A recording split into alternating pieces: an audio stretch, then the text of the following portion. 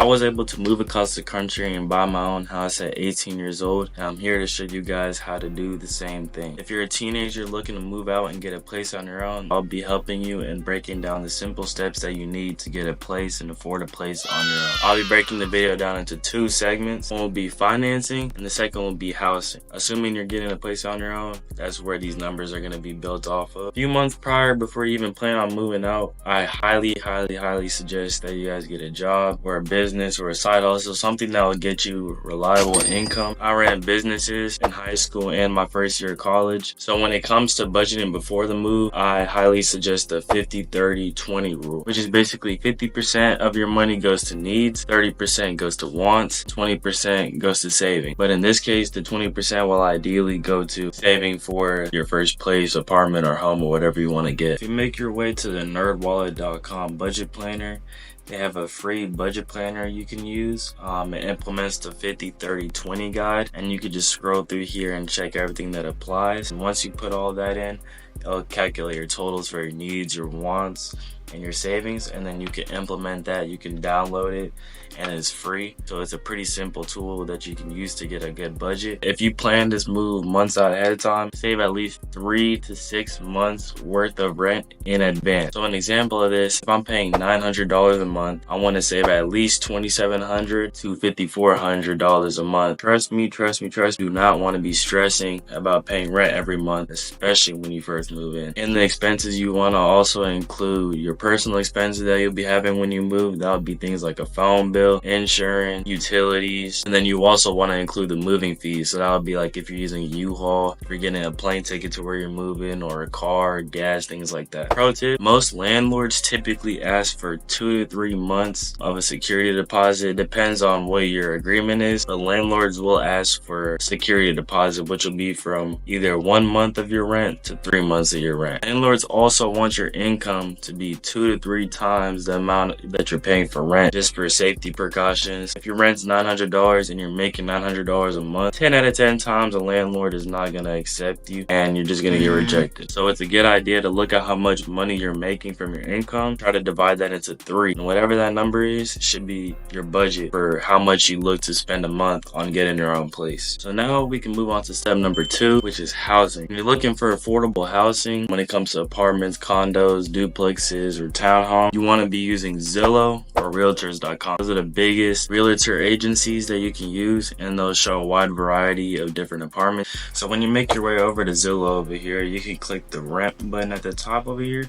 and it'll take you to your state and show you all the options that you have for what you're looking for. Hypothetically saying, if I lived in Orlando, Florida, I could scroll down here and it'll basically show me all my housing options on the right over here. Now some of these may be out of budget, so what I recommend doing is going over here, going to maximum, and then clicking or typing in your budget price, which for this video we'll put 2,000. So now when you click 2,000, it'll show all of your options that are under 2,000, and then you can basically scroll through on Zillow and see what you like, see what looks good. And then what I do is I start hearting the ones that I like, and I'll put them in this little folder over here of saved homes. They also have other features at the top over here, like bed and baths. So if you want to sort by 2 beds, 1 bed, 1 bath, 1.5 baths, you can do anything. Get as specific as you can when it comes to these apartments. Know what you're looking for, because now will help you get a good price range and know exactly how much money you can spend and how much you're willing to spend. So after you get all that, you can deselect houses if you're looking for apartments, deselect townhomes, or whatever you want. And then over here on more, you can sort by square foot, when it was built, and other options and amenities that you want to incorporate into your searches. Again, like I said, the more detailed search, the better options you'll get. So make sure you play with all these little buttons up here and see what you like. Another feature that I liked was the draw feature. I know for me, when I was moving to Florida, I knew there's a certain area that I wanted. So that specific area, I would basically just draw in over here and click apply.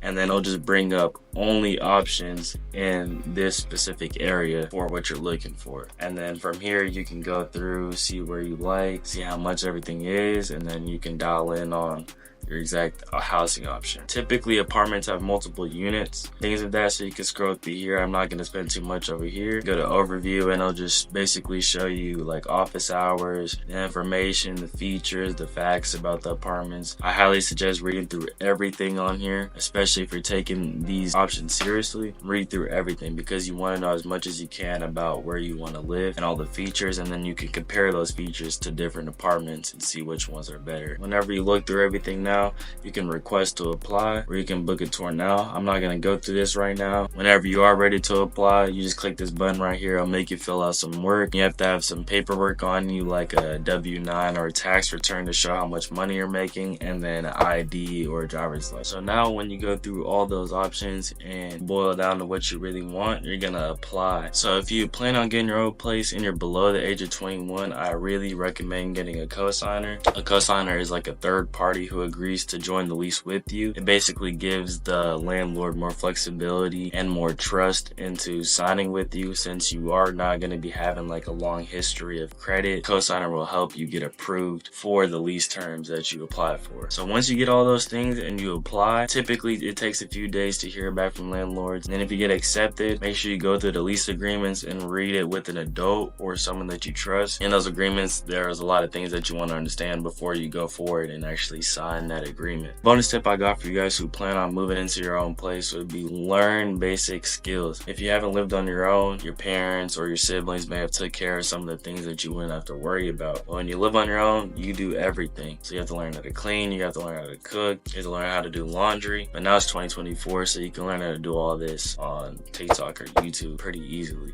A few years ago, I didn't know how to do most of the things I have to do now. Once I figured out that I was moving, I forced myself to learn certain skills, and now I'm able to provide for myself on my own. Hey peep, it's 3:48 a.m. in the morning. Grind don't stop. So now that you made it to the end of the video, I taught you guys how to prepare financially for moving, how to research housing options, get approved, and actually follow through with the moving process. I encourage anyone moving out to take that leap of faith, put the trust in yourself, make the educated decision, and move out and do it safely, responsibly, and change your life for the better. Moving out at a young age for me has changed my life for the better, and I've only been out here for about a month now, but I'm already seeing results that I would have never seen the places I was at before. You become a better version of yourself, especially if you're young and you have the money to do it. Take that leap of faith and go for it. And most of you guys watching are not subscribed, so make sure you tap the button down below and subscribe. It'll help my channel, it'll help push this video out to people who need help. Thank y'all for watching this video. We out this mud.